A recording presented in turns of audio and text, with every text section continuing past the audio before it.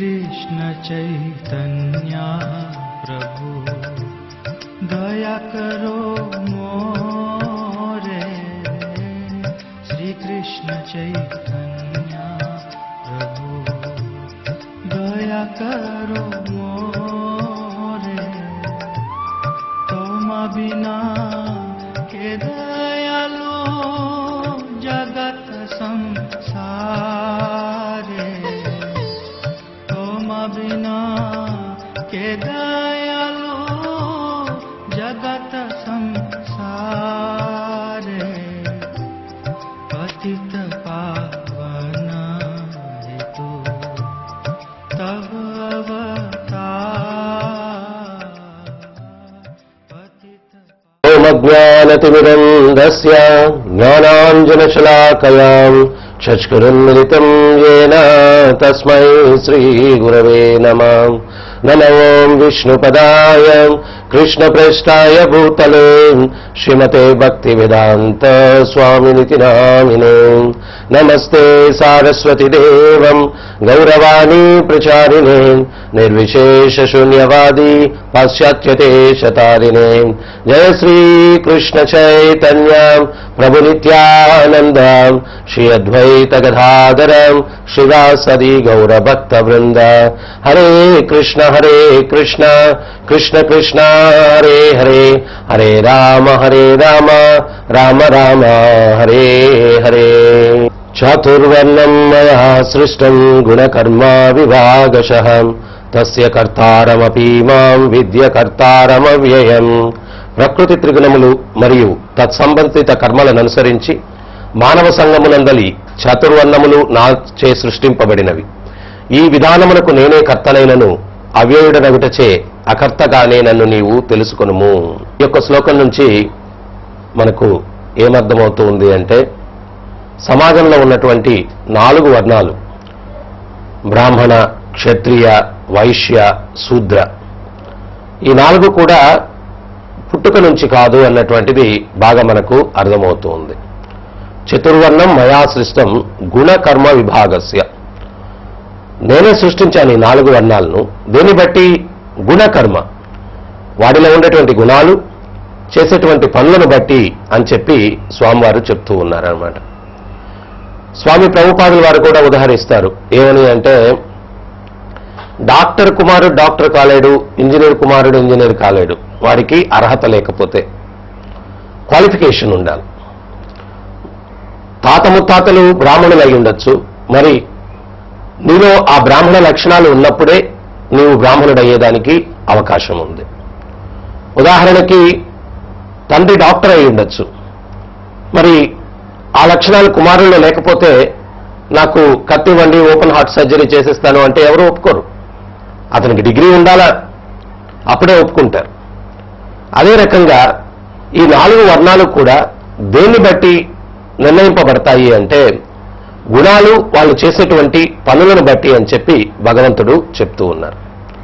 సత్వగుణంలో ఉన్నటువంటి వాడు బ్రాహ్మణుడు గాను, రజోగుణంలో ఉన్నటువంటి వాడు క్షత్రియుడు కాను, రజో తమస్ మిశ్రమమునందు ఉన్నటువంటి వాడు వైశ్యుడు గాను, తమోగుణంలో ఉన్నటువంటి వాడు శుద్ధుడు గాను చెప్పడం జరుగుతూ ఉంది. మరి బ్రాహ్మణుడు సత్వగుణంలో స్థిరుడై ఉండి సాత్విక భావనలు, అతని యొక్క నడవడికలో అయితేనేమి సంపూర్ణ జ్ఞానం కలిగినటువంటి వాడు, తర్వాత తపస్సు కలిగినటువంటి వాడు, పవిత్రత కలిగినటువంటి వాడు, ఈ లక్షణాలన్నీ కలిగి బ్రాహ్మణుడు సామాన్య ప్రజలను ఒక సక్రమమైనటువంటి మార్గంలో నడిపించేటువంటి వాడు బ్రాహ్మణుడు అవుతాడు.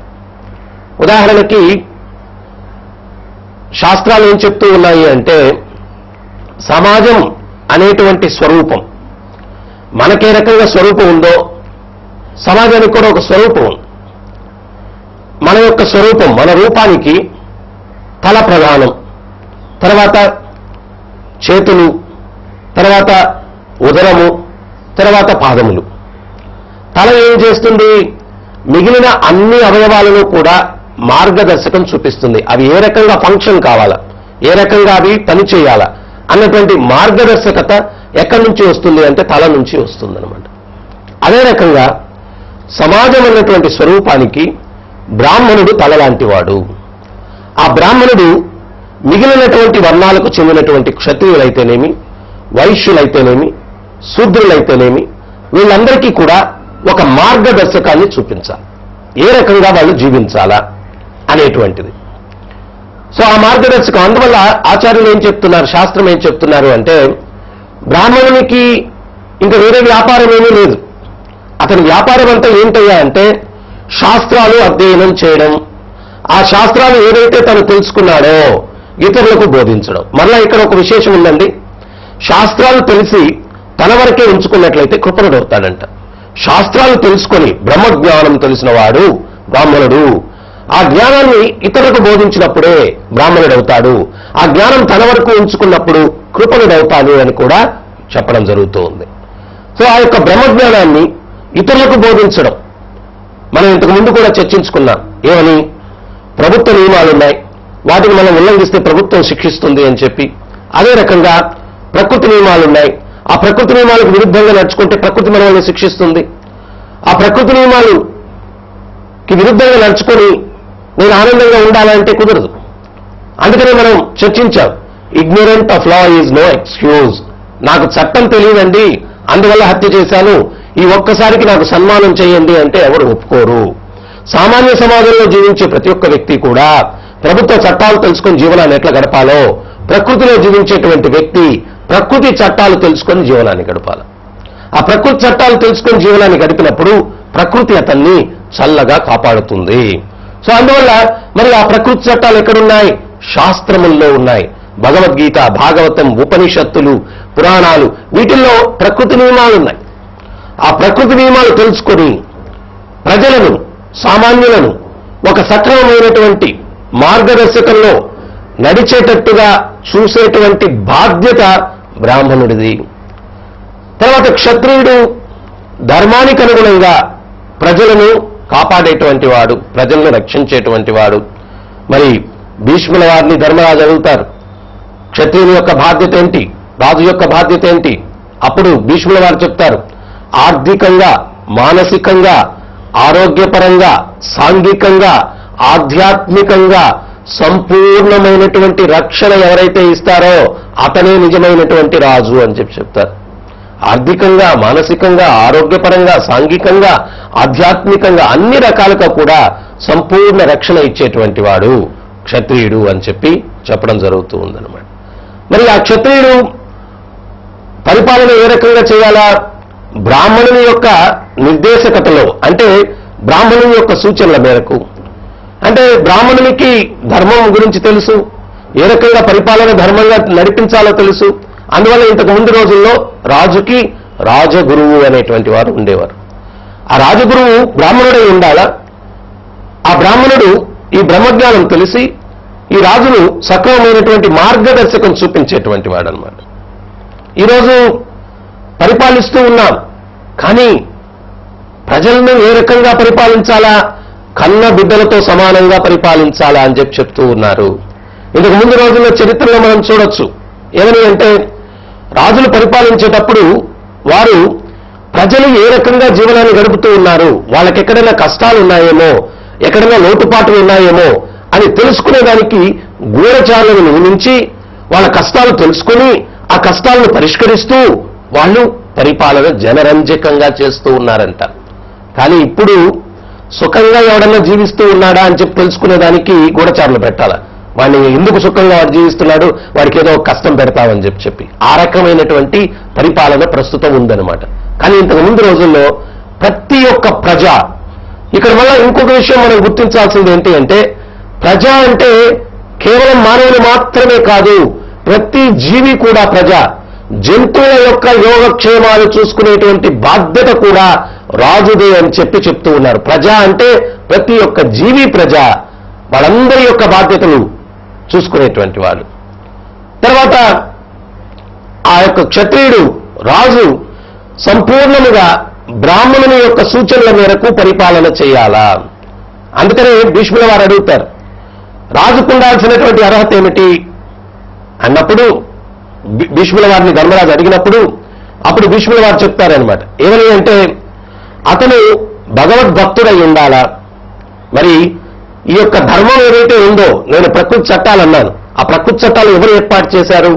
ధర్మంతు సాక్షాత్ భగవత్ ప్రణీతం. భాగవతం ఏం చెప్తుంది అంటే, ధర్మంతు సాక్షాత్ భగవత్ ప్రణీతం. భగవంతుడు ఇచ్చాడు ఈ యొక్క ధర్మం. ఈ చట్టాలు ప్రభుత్వం చట్టాలు ఏర్పాటు చేస్తుంది, సామాన్యులు కాదు. అదే రకంగా భగవంతుడు చట్టాలు ఏర్పాటు చేశాడు. ధర్మంతు సాక్షాత్ భగవత్ ప్రణీతం. మరి భగవంతుని మీద విశ్వాసం లేనటువంటి వారికి ఇంకా ఆయన ఇచ్చినటువంటి ధర్మం మీద ఏం విశ్వాసం ఉంటుంది చెప్పండి? అందుకని భీష్ముల వారు చెప్తారు, మొట్టమొదట వాడు భగవద్భక్తుడై ఉండాలా, పరిపాలించేటువంటి రాజు. తర్వాత బ్రాహ్మణులను పూజించేవాడై ఉండాల. బ్రాహ్మణులను పూజించేవాడు. బ్రాహ్మణునికి రేపు ఏమవుతుందో అన్నటువంటి ఇన్సెక్యూరిటీ లేదు. సంపూర్ణంగా భగవంతుని కృప మీద ఆధారపడి ఉన్నాడు, ధర్మంగా ఉన్నాడు. ఆయన యొక్క యోగక్షేమాలు భగవంతుడు గీతలో చెప్తూ ఉన్నారు. అనన్యశ్చింతయంతో మాం యేజునాం పర్యుపాసతే తేషాది నిత్యాభియుక్తానాం యోగక్షేమం వహామ్యహం. అన్ని చింతలు విడిచిపెట్టి నా చింతలు ఎవరైతే ఉంటారో వాళ్ళ యొక్క యోగక్షేమాలు నేను చూసుకుంటాను అని చెప్తూ ఉన్నారు భగవంతుడు. ఆ రకంగా బ్రాహ్మణునికి రేపేమవుతుందో అన్నటువంటి ఇన్సెక్యూరిటీ లేదు. ఎప్పుడూ ప్రశాంతమైనటువంటి జీవితాన్ని గడుపుతూ ఉంటారు. ఎందువల్ల? ఆ జ్ఞానములో స్థిరుడై ఉండడం వల్ల, ఆ భగవంతుని యొక్క మీద పూర్తి విశ్వాసంతో ఉండడం వల్ల అతనికి ఏ రకమైనటువంటి చింత చీకు ఏమీ లేవన్నమాట. అటువంటి బ్రాహ్మణుని యొక్క నిర్దేశకతలో ఉండేటువంటి వాడు పూజనీయుడు. బ్రాహ్మణుని పూజించేవాడై ఉండాలి క్షత్రియుడు. ఎప్పుడైతే బ్రాహ్మణులను పూజిస్తాడో, గౌరవిస్తాడో, బ్రాహ్మణులు అతనికి ఒక సక్రమమైనటువంటి మార్గదర్శకాన్ని చూపిస్తారు. తర్వాత ఈ యొక్క వైశ్యుడు అతను వ్యాపారం చేసేటువంటి వర్గానికి చెందినటువంటి వాడు. మరి వ్యాపారం అన్నటువంటిది కూడా ధర్మయుతంగా కలియుగంలో వ్యాపారం విజయవంతమైన వ్యాపారవేత్త ఎవరు అని చెప్పి భీష్ముడిని అడిగినప్పుడు అప్పుడు భీష్ముల వారు చెప్తారు, how successfully you can deceive others. ఎంత విజయవంతంగా ఇతరులను మోసం చేయగలడు అనేదాన్ని బట్టి వీడి యొక్క విజయం ఆధారపడి ఉంటుంది అని చెప్పి భీష్ముల వారు ధర్మరాజుకి చెప్తారనమాట. ఇప్పుడు వ్యాపారం అంటే కేవలం మోసం, కానీ ఇంతకు ముందు రోజుల్లో వ్యాపారం ధర్మంగా వ్యాపారం చేసేటువంటి వారు. అంటే ఇక్కడ మనుసమ్మిత చెప్తుంది, నేను రూపాయికి వస్తువులు కొన్నాను, నైనా నీకు రూపాయి పావలాకి నేను ఇది అమ్ముతూ ఉన్నాను అంటే అప్పుడు వాడు రూపాయికే ఇమ్మంటాడు. ఇక్కడ మినిమం తనకు అవసరమైనటువంటి ఆదాయం పెట్టుకొని అసత్యం చెప్పేదానికి మనుసమ్మిత అనుసరిస్తుంది వ్యాపారంలో. అంతేకాని కల్తీ చేసి లేకపోతే 100కు 200% ఆదాయం పెట్టుకొని ఇట్లా వ్యాపారం చేయడం కాదనమాట. లేకపోతే వ్యాపారానికి భాగవతంలో మహాభారతంలో భీష్ముడు చెప్తారు, పెట్టుబడి ఏమిటి అంటారు. వ్యాపారానికి పెట్టుబడి ఏమిటి అంటే కలియుగంలో ధనం కాదు, వస్తువులు కాదు, మాటలు అని చెప్తారు. మాటలు పెట్టుబడి. ఎవరు చక్కగా మాట్లాడగలరో వాళ్ళు గొప్పగా వ్యాపారం చేస్తారు. మాటలే పెట్టుబడి కలియుగంలో అని చెప్తారనమాట. సో ఇటువంటి వ్యాపారం కాదు, ధర్మయుతమైనటువంటి వ్యాపారం. ఈరోజు మనం చూస్తూ ఉన్నాం, పెద్ద పెద్ద కార్పొరేట్ హాస్పిటళ్లు తెరుస్తూ ఉన్నారు. అక్కడ ప్రాణాలను రక్షించడం కాదు, ప్రాణాలను తీసి శవాలకు కూడా చికిత్స చేసి బిల్లులు వేస్తూ ఉన్నారనమాట. తర్వాత పెద్ద పెద్ద వేత్తలు ఎవరైనా కానీ అమాయకమైనటువంటి ప్రజలను ఏ రకంగా మోసం చేయాలా అన్నటువంటిదే వాళ్ళ దృక్పథం. కానీ వ్యాపారం చేస్తూనే సమాజానికి సహాయపడాలా అన్నటువంటి భావన ఎవరిలో కూడా లేదు. మరి శూద్రుడు అతను కూడా ధర్మానికి అనుగుణంగా శారీరక కష్టాన్ని పడేటువంటి వాడినే శూద్రుడు అని చెప్పారు. అతను వేరే కార్యక్రమాలు ఏమీ కూడా చేయలేడు. ఈ రకంగా సమాజం అన్నటువంటి స్వరూపానికి ఈ యొక్క 4 వర్ణాలు భగవంతుడు నిర్ణయించి దానికి అనుగుణంగా ఇవి నడుస్తూ ఉన్నాయి అని చెప్పడం జరుగుతూ ఉందన్నమాట. చాలా మంది ఏమంటారు అంటే, మరి శూద్రుని పాదాలతో పోలుస్తున్నారు మీరు చాలా ఇది అని చెప్పి కఠినాత్ములు, లేకపోతే ఇంకో రకంగా మాట్లాడతారు. దీనికి ప్రభుపాదులు గారు చెప్పారు. ఆయన రష్యాకు వెళ్ళినప్పుడు మీ యొక్క సమాజంలో కుల వ్యవస్థ ఉంది అన్నారు. అప్పుడు ప్రభుపాదులు గారు చెప్పారు, ఏమిటయ్యా కుల వ్యవస్థ? మీ దగ్గర లేదా? తెలియగలవారు, ఇంటెలెక్చువల్ క్లాస్ ఆఫ్ పీపుల్ లేరా మీ యొక్క సమాజంలో అన్నారు. ఉన్నారు అన్నారు. వాళ్ళని మేము టెక్నికల్గా బ్రాహ్మణులు అని చెప్పి అంటామన్నారు. తర్వాత సైనిక వర్గం వారు లేరా రక్షణ చేసేటువంటి వారు అన్నారు. ఉన్నారు అన్నారు. వాళ్ళని మేము టెక్నికల్గా క్షత్రియులు అని చెప్పి అంటామన్నారు. వ్యాపార వర్గం వారు లేరా మీ సమాజంలో అన్నారు. ఉన్నారు అన్నారు. వాళ్ళని మేము టెక్నికల్గా వైశ్యులు అని చెప్పి అంటామన్నారు. శారీరక కష్టం పడేటువంటి లేబర్ క్లాస్ ఆఫ్ పీపుల్ లేరా అన్నారు. ఉన్నారు అన్నారు. వాళ్ళని మేము టెక్నికల్గా శూద్రులు అని చెప్పి అంటాము అన్నారు. మీరు లేబర్ క్లాస్ అంటారు, మేము శూద్రులు అంటాం. అది ఒక వాళ్ళని సంబోధించేటువంటి వర్గానికి ఒక పేరు అనమాట, అంతే. మరి ఇవన్నీ కూడా ప్రతి సమాజంలో ఉన్నాయి, ఇక్కడే కాదు. అట్టని చెప్పి శారీరక కష్టం పడగలిగినటువంటి వ్యక్తిని మనం తీసుకుని వెళ్ళి అతన్ని మనం ఒక క్షత్రియుని స్థానంలోనో ఒక బ్రాహ్మణుని స్థానంలోనో పెడితే అతని బుర్ర పనిచేయదు, శరీరం పనిచేస్తుంది. అతను ఇచ్చేటువంటి సలహాలన్నీ కూడా లోక వినాశనానికి ఉంటాయి. సో అందువల్ల ఎవరి పని ఎవరు చేయాలా, గాడిద పని గాడిద చేయాలా, కుక్క పని కుక్క చేయాలా. పూర్వం ఒక యజమాని చాకలి అతనికి ఒక గాడిద కుక్క ఉన్నాయంట. గాడిద రోజంతా గుడి చాకరీ చేసింది, అది అలసిపోయి ఉంది. కుక్క కూడా బాగా తిని అది కూడా నిద్రిస్తూ ఉంది. రాత్రి యజమాని ఇంటిలో దొంగలు పడ్డారంట. దొంగలు పడ్డప్పుడు మొరగాల్సింది ఎవరు, గాడిద కాదు, కుక్క. అప్పుడు గాడిద కుక్కతో చెప్పింది నువ్వు మొరగమని చెప్పి. కానీ అది బద్ధకంతో అది మొరగలేదు. ఇది యజమాని మీద ఉన్నటువంటి అభిమానంతో గాడిద మొరగడం మొదలుపెట్టింది. అప్పుడు యజమాని పరిగెట్టుకుంటూ వచ్చి, రోజంతా కష్టపడ్డాను నేనేదో కష్టపడి నిద్రిస్తూ ఉంటే నువ్వు నా నిద్రను చెడగొడతావా అని చెప్పి దుడ్డు కర్ర తీసుకుని గాడిదను చితకబాదాడంట. సో ఎవరి పని వారు చేయాల. ఇంతకు ముందు రోజుల్లో అందుకని ఎవరన్నా శూద్ర భావనలో ఉన్నటువంటి వ్యక్తి, శూద్ర అంటే వివిధ సందర్భాల్లో వివిధ నిర్వచనాలు శాస్త్రాల్లో ఇచ్చారు. ఏ రోజుకి ఆ రోజు గడిచిపోతే సరే పర్వాలేదు అనుకునేటువంటి భావన ఉండేటువంటి వాడు. తర్వాత కేవలం ఇంద్రియ తృప్తి కోసమే జీవితాన్ని గడిపేవాడు. అంటే వ్యసనాలు అవి ఉంటే చాలు, ధర్మం నీతి వీటి గురించి ఆలోచించడు. తాగుదామా, తిరుగుదామా, వ్యభిచారం చేద్దామా, ఇటువంటి భావనలు ఉండేటువంటి వారు. అటువంటి శూద్ర భావనలు ఉన్నటువంటి వ్యక్తులు వచ్చి బ్రాహ్మణుల దగ్గరికి మాకు విలువైనటువంటి విద్యను నేర్పించండి అని చెప్పి అడిగినప్పుడు బ్రాహ్మణులు తిరస్కరించేటువంటి వారు. ఎందుకు తిరస్కరించేటువంటి వారు అన్నటువంటిది అర్థం కాకుండా దాన్ని తప్పుగా ప్రజెంట్ చేశారు, తప్పుగా దాన్ని ప్రచారం చేశారు.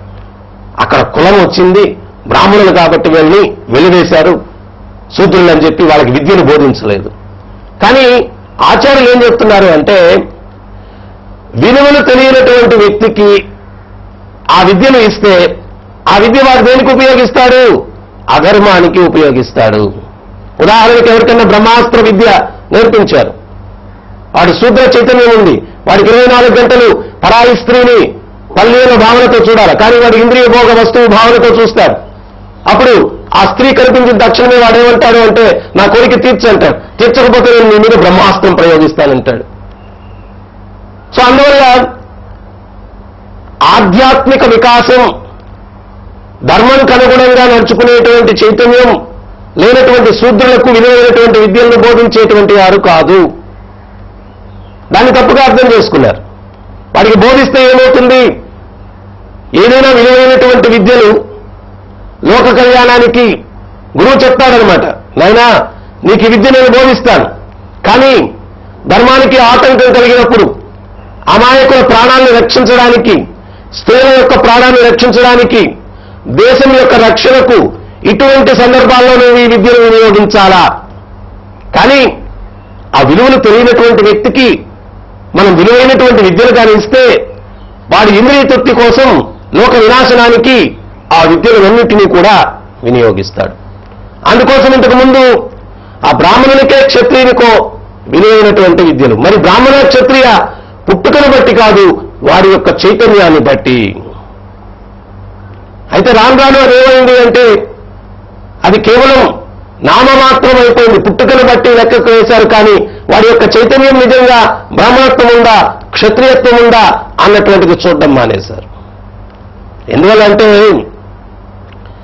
మనకు విలువలు తెలియనప్పుడు, ఇప్పుడు ఉదాహరణకి ఒక పోలీస్ అధికారి ఉన్నాడంట, ఆయన కోతిని పెంచుకుంటూ ఉన్నాడు. ఆ కోతి ఆయనతో ఉంటుంది. ఒకరోజు ఆయన డ్యూటీ చేసుకుని ఇంటికి వచ్చాడు. ఆ తుపాకీ తీసి గోడకు తగిలించి విశ్రమించాడు. ఒక ఈగ ఒకటి ఆయన ముఖం మీద తిరుగుతూ ఆయన నిద్రను కలతపరుస్తూ ఉంది. ఈ కోతి చూసింది, అరే యజమాని ఇంత కష్టపడి వచ్చి విశ్రాంతి తీసుకుంటూ ఉంటే ఈ చిన్న ఈగ ఆయన్ని కలతపరుస్తుందా అని చెప్పి ఏం చేసింది అంటే కోతి అటు ఇటు చూస్తే పిస్టల్ కనిపించింది, తుపాకీ. ఆ తుపాకీ తీసుకుని ముక్కు మీద వాడినటువంటి ఆ ఈగ మీద గురిపెట్టి అది తుపాకీ పేల్చింది. ఏమైంది? ఈగ ఎగిరిపోయింది, ఆ యజమాని ప్రాణం కూడా ఎగిరిపోయింది. అంటే దానికి విచక్షణా జ్ఞానం లేదు, బుద్ధి వికాసం లేదు. అది ఏ సమయంలో ఎట్లా ప్రవర్తించాలి, నిజంగా అక్కడ ఆయుధాన్ని ఉపయోగించవచ్చా అన్నటువంటి వికాసం లేదు దాంట్లో. అదే రకంగా అర్హత లేనటువంటి వ్యక్తులకి పదవులను అప్పగించినా కానీ, అర్హత లేనటువంటి వ్యక్తులకి ఆయుధాలు ఇచ్చినా కానీ ఏమవుతుంది అంటే వినాశనానికి ఉపయోగిస్తారు. సో ముఖ్యంగా ఇంతకు ముందు రోజుల్లో ఆధ్యాత్మిక చింతన ద్వారా ప్రతి ఒక్క వ్యక్తి యొక్క చైతన్యం ఆధీనంలో, మనస్సు ఆధీనంలో ఉండేటట్టుగా మొదట శిక్షణనిచ్చేటువంటి వారు. ఇప్పుడు మనసు ఆధీనంలో లేకపోతే వాడు ఎప్పుడు ఏం చేస్తాడో తెలియదు. ఈరోజు సమాజంలో ఎవరు నమ్మలేకుండా ఉన్నారు. కారణం ఏంటి అంటే ఎవడు ఎప్పుడు ఏ రకంగా ప్రవర్తిస్తాడో గ్యారంటీ లేదు. ఎవరి మనసులు కంట్రోల్లో లేవు, ఇంద్రియాలు ఆధీనంలో లేవు. ఎవడెప్పుడు ఎట్లా ప్రవర్తిస్తాడో తెలియదు. ఎవడు ఎప్పుడు సాధువులాగున్నాడో, ఎప్పుడు రాక్షసులాగున్నాడో అర్థం కావట్లేదు. అందువల్ల ఎప్పుడు గ్రేట్ ఇన్సెక్యూరిటీ, అభద్రతతోటి మనుషుల జీవితాన్ని గడుపుతూ ఉన్నారు. కానీ ఇంతకు ముందు రోజుల్లో విద్య అంటే పొట్ట నింపుకునేదానికి ఉపయోగపడుతూనే మనిషి యొక్క చైతన్యాన్ని కూడా పవిత్రంగా ఉంచుకునేదానికి అనువైనటువంటి విద్యను బోధించేటువంటి వారు. వాల్యూ ఎడ్యుకేషన్, విలువలతో ఉన్నటువంటి విద్య. ఆ విలువలేమిటి? మొట్టమొదటి ధర్మంతో ఉండేటువంటి విద్య. అది ఆధ్యాత్మికంగా, సాంఘికంగా, మానసికంగా, ఆరోగ్యపరంగా అన్ని రకాలుగా కూడా అతనికి ఉపయోగపడుతుంది. అటువంటి విద్య ఇంతకు ముందు రోజుల్లో బోధించేటువంటి వారు. ఇప్పుడు కేవలం మనం నేర్చుకునేటువంటి విద్య అది కడుపు నింపుకునేదానికి డబ్బు సంపాదన, ఇంద్రియ భోగం. మరి డబ్బు సంపాదన ఏ రకంగా? ఎట్లయినా కానీ నేను సంపాదించాలి. ఇంద్రియ భోగం ఏ రకంగా? ధర్మానికి అనుగుణంగా కాదు.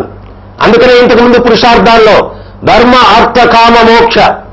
మొదటి ధర్మం, తర్వాత ధర్మంగా ఉంటే అర్థం, డబ్బు ఆటోమేటిక్గా వస్తుంది. కామం, ఇంద్రియ తృప్తి ఆటోమేటిక్గా వస్తుంది. మోక్షం. కానీ ఇప్పుడు కేవలం డబ్బు, ఇంద్రియ తృప్తి. ఆ డబ్బు సంపాదించడానికి ధర్మం లేదు, ఇంద్రియాలు భోగించడానికి ధర్మం లేదు. అందుకనే ప్రకృతి విపరీతంగా మనుష్యుల్ని శిక్షిస్తూ ఉంది. రకరకాల రోగాలు వస్తూ ఉన్నాయి, ప్రకృతి వైపరీత్యాలు వస్తూ ఉన్నాయి. ఈ ప్రకృతి వైపరీత్యాలకు, ఈ రోగాలకు, వీటన్నిటికీ కారణం ఏంటి? మనిషి ప్రకృతి నియమాలకు విరుద్ధంగా నడుచుకుంటూ ఉన్నాడు. ఇప్పుడు మనకొచ్చే రోగాలన్నీ కూడా ఎటువంటివి అంటే జంతువులకు వచ్చే రోగాలు మనుషులకు వస్తూ ఉన్నాయి. కారణం ఏంటి అంటే మనిషి జంతువులాగా ప్రవర్తిస్తున్నాడు కాబట్టి జంతువుకు వచ్చేటువంటి రోగాలన్నీ కూడా మనుషులకు వస్తూ ఉన్నాయి. అందుకని మనం శాస్త్రం ద్వారా ధర్మం ఏంటో తెలుసుకొని ఆ ధర్మానికి అనుగుణంగా మన చైతన్యాన్ని పెంపొందించుకోవాలా. ఇప్పుడు కులంతో ఏం సంబంధం లేదు. ఎటువంటి మానవుడైనా కానీ ఆ భగవంతుని యొక్క సేవలో కైంకర్యం కావడం వల్ల, భగవంతుడు గుణాతీతుడు. ఇక్కడ ఏం చెప్తున్నారు? గుణాలకు లోబడినటువంటి వాడు ఈ వర్గాలకు చెందుతాడు. నేను గుణాతీతుడిని, భగవంతుడు గుణాతీతుడు. ఆ గుణాతీతుడైనటువంటి భగవంతునితో మనం ఎప్పుడైతే సంబంధం ఏర్పరచుకుంటామో ఈ 4 వర్ణాలకు అతీతంగా వైష్ణవులుగా మనం తయారయ్యి, వైష్ణవ అంటే పరదుఃఖ దుఃఖి, ఇతరుల దుఃఖాన్ని ఓర్వలేనటువంటి వాడు వైష్ణవుడు. ఇతరుల దుఃఖం తన దుఃఖంగా భావించి వాళ్ళని ఏ రకంగా ఉద్ధరించాలా అన్నటువంటి భావన ఉన్నటువంటి వాడు వైష్ణవుడు, విష్ణు సేవకుడు. అటువంటి ఉన్నతమైనటువంటి చైతన్యం ఉన్నటువంటి వ్యక్తి ఉన్నటువంటి సమాజంలో దుఃఖాలు ఎప్పుడుంటాయి? ప్రతి ఒక్క వ్యక్తి ఇతరుల దుఃఖం నా దుఃఖంగా భావిస్తూ ఉన్నాడు. వాళ్ళ యొక్క యోగక్షేమాలు చూసుకుంటూ ఉన్నాడు, వాళ్ళ లోక కళ్యాణం కోసం పనిచేస్తూ ఉన్నాడు. అటువంటి సమాజాన్ని మనం ఎప్పుడు ఏర్పరచగలము అంటే ప్రతి ఒక్క వ్యక్తి ఆ విష్ణువు సేవలో కైంకర్యమై పవిత్రమైన చైతన్యాన్ని పెంపొందించుకుని గుణాతీతుడు కావడానికి మనం ఎప్పుడైతే ప్రయత్నిస్తామో, మరి గుణాతీతులు కావాలంటే ప్రీతితో నన్ను సేవించాలంటున్నారు భగవంతుడు. కలియుగంలో ఏ రకంగా సేవించాలా భగవంతుణ్ణి? నామస్మరణ ద్వారా. హరే కృష్ణ కృష్ణ కృష్ణ హరే హరే, హరే రామ రామ రామ హరే హరే. జపించండి, ధరించండి. హరే కృష్ణ. సహస్రశీర్షరంజితం సహస్రహస్తరాజితం సహస్రవిధ విభాసితం సహస్రవర్ణ సంశ్రితం సహస్రరూపదీపితం సహస్రనామ సరళితం